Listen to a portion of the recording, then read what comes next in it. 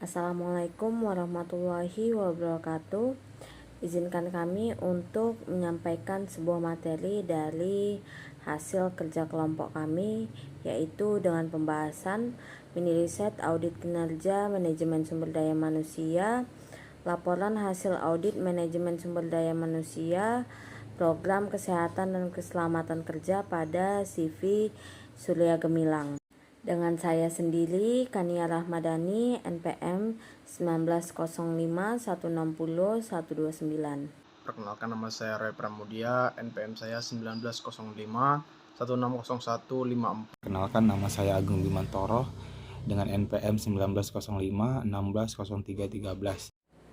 Adapun topik pembahasan yang akan kami bahas, yang pertama bab 1 latar belakang, yang kedua bab 2 kesimpulan audit, yang ketiga bab 3 rekomendasi, yang keempat bab 4 ruang lingkup audit. Tanpa perlu berlama-lama, selanjutnya mari kita masuk ke pembahasan yang pertama, yaitu bab 1 latar belakang. Adapun CV Surya Gemilang ini dipimpin oleh Bapak Mulyadi selaku direktur. CV Surya Gemilang didirikan pada tanggal 20 Januari 2013 yang berletak di Jalan Mangaan 2, Lorong Wisnu, Gang Setia nomor 150A, Mabar, Medan, Sumatera Utara. CV Surya Gemilang bergerak di bidang mechanical, electrical, engineering, supplier, dan general kontraktor. Bab 2 pendahuluan, di mana berdasarkan temuan atau bukti yang kami peroleh selama audit yang kami lakukan, kami dapat menyimpulkan sebagai berikut, di mana ada kondisi. Di kondisi ini yang pertama, perusahaan memiliki rencana dalam pengadaan alat kesehatan dan keselamatan kerja. Kemudian kedua, perusahaan tidak kesulitan dalam menganggarkan biaya untuk pengadaan alat kesehatan dan keselamatan kerja. Ketiga, anggaran biaya kesehatan dan keselamatan kerja yang diterapkan perusahaan memiliki perencanaan dan penerapan yang jelas.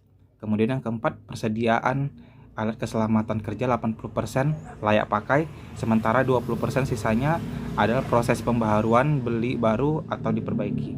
Dan kelima, kualitas alat keselamatan kerja perusahaan terbilang baik. Kemudian ada yang namanya kriteria. Di kriteria ini ada beberapa. Yang pertama, rencana pengadaan alat kesehatan dan keselamatan kerja tertulis detail dalam catatan manajer dan juga pengeluaran anggaran. Yang kedua, anggaran dana untuk kesehatan dan keselamatan kerja harus sesuai dengan tingkat risiko pekerjaan. Yang ketiga, anggaran biaya untuk kesehatan dan keselamatan kerja harus jelas dan sesuai dengan rencana perusahaan. Yang kelima, yang keempat, persediaan alat keselamatan kerja harus layak pakai untuk mengurangi risiko kecelakaan dan dalam kerja. Kemudian kelima, kualitas alat keselamatan kerja harus dalam keadaan baik dan tahan lama.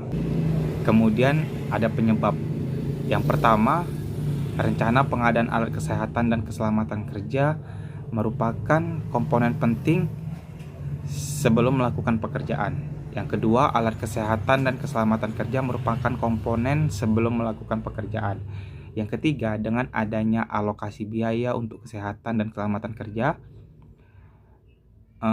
membantu mempertimbangkan alokasi dana pada program lainnya.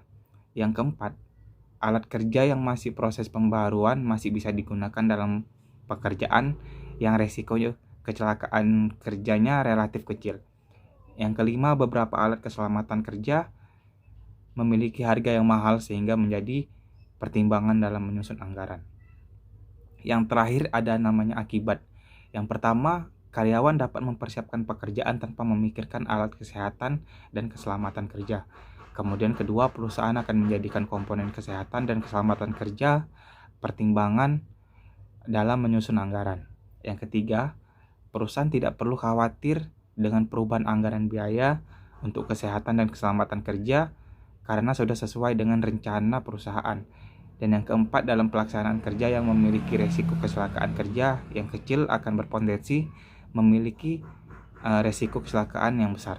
Dan yang terakhir, 5, perusahaan harus memiliki ketegasan kepada karyawan dalam penggunaan alat keselamatan kerja. Baik, sekarang kita masuk pada bagian rekomendasi. Di situ tertulis yang kelemahan dan kelebihan.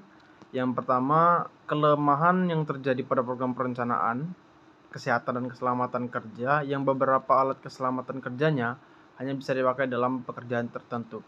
Nah, di sini maksudnya adalah beberapa alat keselamatan kerja pada perusahaan hanya bisa dipakai satu kali, ataupun ada beberapa alat yang hanya bisa dipakai dalam pekerjaan tertentu. Yang ini mengakibatkan bahwasannya alat tersebut memiliki jangka waktu guna yang lebih singkat dibanding banyaknya pekerjaan yang dilakukan. Kemudian yang kedua, tidak adanya petunjuk manual dalam pemakaian alat keselamatan kerja yang berakibat karyawan kantor ataupun karyawan indoor kurang memahami bagaimana kondisi alat kerja yang sudah tidak layak pakai atau butuh diperbarui. Ini pentingnya petunjuk manual dalam penggunaan alat kesehatan dan keselamatan kerja agar seluruh karyawan tidak hanya dalam lapangan tapi dalam kantor atau karyawan indoor memahami bagaimana alat yang layak pakai atau yang sudah tidak pakai yang harus diperbarui, sehingga tidak terjadinya kecelakaan apabila ditemukannya alat yang kurang layak pakai sehingga terjadinya kecelakaan dalam bekerja. Kemudian kita bahas mengenai kelebihan yang mungkin bisa dijadikan referensi. Yang pertama, persediaan alat dan keselamatan kerja terjamin dan memiliki pencatatan yang jelas. Nah, ini yang sebenarnya diharapkan oleh para karyawan atau para buruh terkait kejelasan seberapa banyak alat-alat yang disediakan oleh perusahaan, sehingga dalam mengerjakan suatu pekerjaan tidak lagi mengkhawatirkan ada atau tidak persediaan dari alat kesehatan dan keselamatan kerja. Kemudian yang kedua, penyusunan anggaran yang baik dalam alokasi dana untuk kesehatan dan keselamatan kerja. Ini juga merupakan salah satu cara yang baik dalam melakukan pengadaan alat kesehatan dan keselamatan kerja. Yang ketiga, mengutamakan kesehatan dan keselamatan kerja karyawan sebelum dan sesudah melakukan pekerjaan. Di balik dari canggihnya ataupun besarnya proyek yang dilaksanakan oleh perusahaan, namun kesehatan dan keselamatan kerja untuk karyawan merupakan hal yang paling penting diprioritaskan oleh perusahaan. Kemudian kita masuk pada bagian rekomendasi untuk perusahaan. Nah, dari kelebihan dan kekurangan yang sudah saya jelaskan di atas, kami menyebutkan beberapa rekomendasi untuk perusahaan. Yang pertama, perusahaan harus menyertakan buku panduan manual untuk penggunaan alat kesehatan dan keselamatan kerja agar dapat diketahui bagaimana ciri-ciri alat kerja yang layak pakai, kurang layak pakai, dan tidak layak pakai sehingga harus diperbarui.